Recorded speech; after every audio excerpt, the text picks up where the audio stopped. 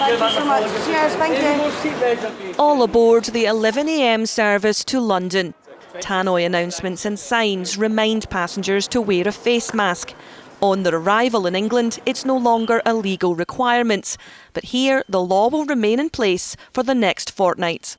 I recognise that face coverings are an inconvenience. However, given all the sacrifice of the past 2 years and in view of the current pressure on the NHS, I believe the vast majority of people will accept that for a further 2 weeks this is a proportionate precautionary measure. The Scottish Conservatives urged the First Minister to trust the public. The First Minister's strategy is clearly failing.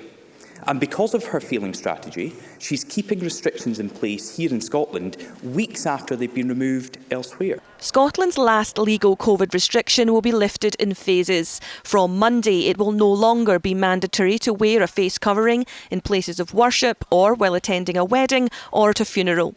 It will switch to guidance only on the 18th of April for public transport, shops, pubs and other busy venues.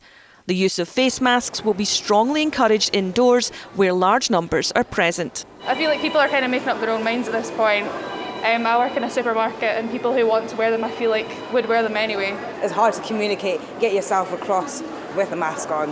And you feel quite safe without a mask? Yeah, definitely. Just over 2 years down the line and people are getting fed up.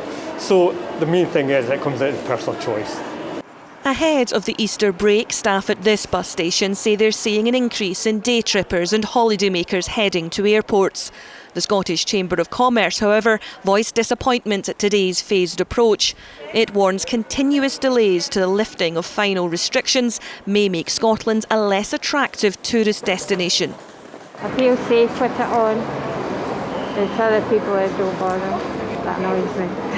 The rate of infection, having all these masks on, I don't think it's doing any good for us. It's up to the individual, but if you were going over the border, you don't have to wear it. So I just wish they were all the same, to be honest. I think they should stay mandatory at the moment. COVID infection levels remain high, but are showing signs of stabilising. The WHO would give you the advice that when you're exiting out of a wave of infections that you do so carefully, gradually and slowly, and that's what this is about. So this is about being prudent, cautious when the threat is still higher than you would wish it to be. Face mask requirements will also be removed in schools from the 18th of April.